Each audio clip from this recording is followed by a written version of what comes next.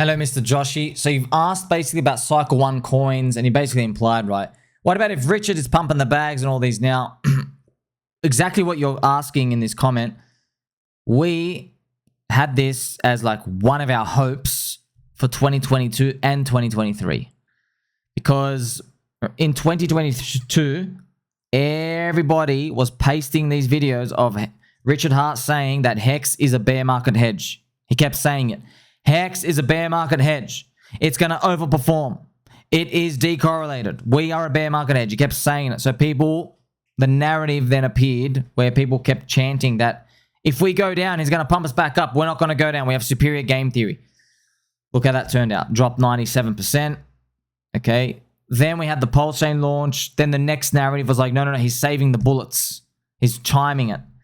And so I personally witnessed many people, streamers and Hex influencers, I was there, I was here, they were telling the audience who were impatient for PulseChain at the bottom, they said, guys, stop being so rude.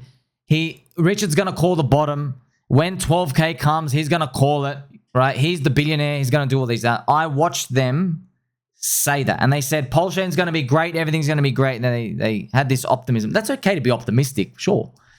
But it was just interesting. I watched them basically palm off the audience and go, no, you don't need any of these. You don't need any of these other coins. You don't need to make your own coins. You don't need any of this other stuff. This is the one way. Then 2023 comes. Bitcoin starts recovering. We do the PulseChain launch. Everything flunks down. We don't add any value. We dilute value, which is what, unfortunately, harsh reality is. So instead of Hex getting added market cap, everything got literally thrashed. Pulse and PulseX had to dilute value away from eHex and PHEX as well. So Hex just got crushed. The whole ecosystem market value also got crushed. At testnet version 3, Richard Hart valuation was 12 billion. And then now today we're still 5 billion. So we are still like 60 to 70% below testnet version 3. So after the chain is launched, we're lower. And we're in Bitcoin halvening year. I watched those same streamers and all the other influencers and stuff. I watched them from the sideline as a peanut brain, humble peanut brain. I watched them then. Now they have to wrestle with the narratives that they're like, now they're making their own coins. Now they're just doing other stuff as well. Obviously still bullish, but they're not here in the game with me. Pretty much. They're just there doing the same thing. But you can tell there's been some capitulations of sorts. That's what's basically been happening. So that narrative of Richard, we're not going to do bear market hedge because you know what they're going through. I've heard some comments, seen some comments. Basically, people feel like, not even feel like, I'll just go out and say it. People have been ostracized and cut off from family members for the PulseChain and PulseX sacrifice. Okay, not making this up. There's been stream. Not going to point into videos or names, but not once, but 3 times I've heard this. 3 times. And that's not even including YouTube comment section. 3 people in the community already cut off from family members, have my family's not speaking. That's just the game, bro. That's the game. Not everyone's made for it. That's why, friends, I'm Mr. Unpopular. I'm Mr. Unpopular. At the bottoms, I'm bullish. When we go euphoric, that's when I'm going to make sell videos. You're all going to crucify me. I'm walking out, checking out, okay? Maybe I won't even do that. Who knows? But that's what you just got to be careful of because these narratives, remember, sir, it started off with we can't go down 95% because we have all these video clips of Richard Hart saying we can't go down that much because that would be an embarrassing piece of trash coin. Literally, word for word. Then it's all slapped in our face. You have to watch that video over and over again as the corrupt SEC targets him. So they're just words, bro. Cycles are bigger than that. And we all hoped, once again, that PulseChain would have its own narrative. We thought there was some hope in that. Then I quickly realized, nah, this ain't going no way, man. But I'm still bullish, still buying.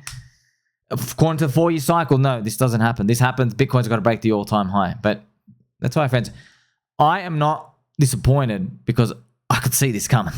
Okay, who's disappointed? It's people who look at me and go, this guy sounds like a fudder. He's not bullish enough. Yeah, we're doing 1000x. They look at that and they go, oh, I'm going to move to somebody who says we are doing 1000x. We are going to be 10x higher in the next 6 to 9 months.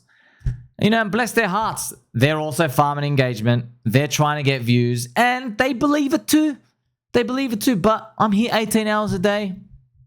All right? Where's your homework? Show me the charts. Show me the evidence where this has happened before in history. It hasn't.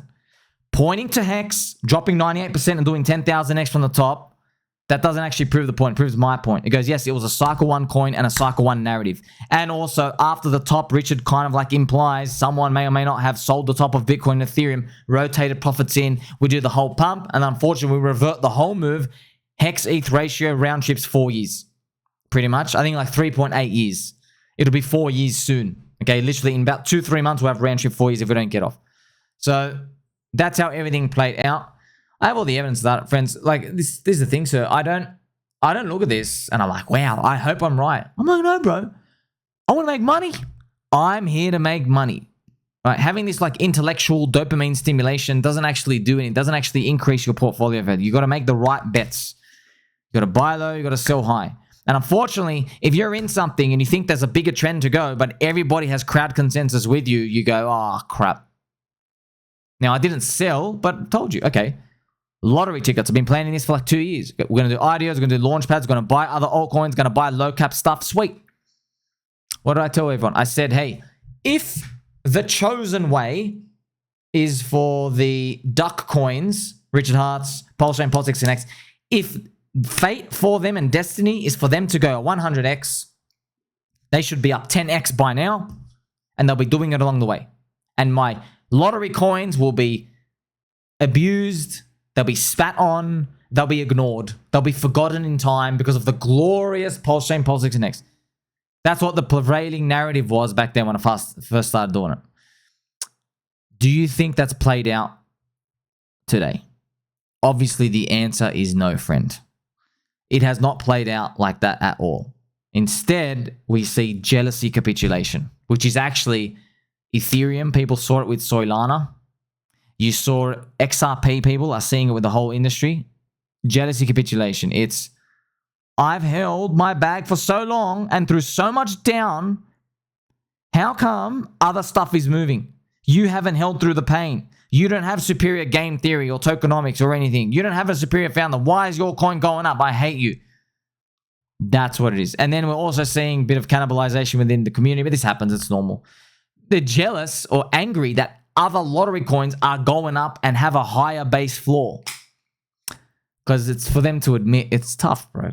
You're gonna have to admit to yourself, market cap does matter. It's not just a vanity metric, just because someone can spoof it around here and there.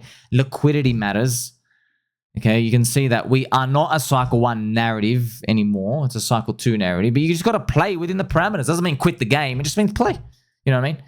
You're playing a soccer team. Okay, you thought they were going to be amateurs. They're semi-pros. Okay, you just got to play better.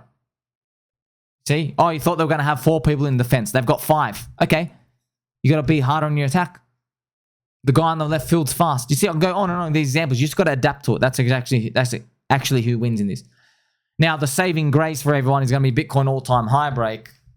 But I'm not going to bet on that. I don't know. It's 4-year cycle, man. It's woo-woo, hocus-pocus, 4-year cycle. I don't know, man. No one knows. I'm just telling you, I'm literally just a guy on the internet spinning on a squeaky chair, wrestling crocodiles part-time, have these fluffy slippers on. We're just saying, okay, if this 4-year cycle repeats, this is how it look like. Watch out my future videos, friends. I have like more videos about like what would a 2024 repeat of 2020 look like, just to show you there's actually happening exactly to the tick. You're going to make it, friends. I'll catch you soon.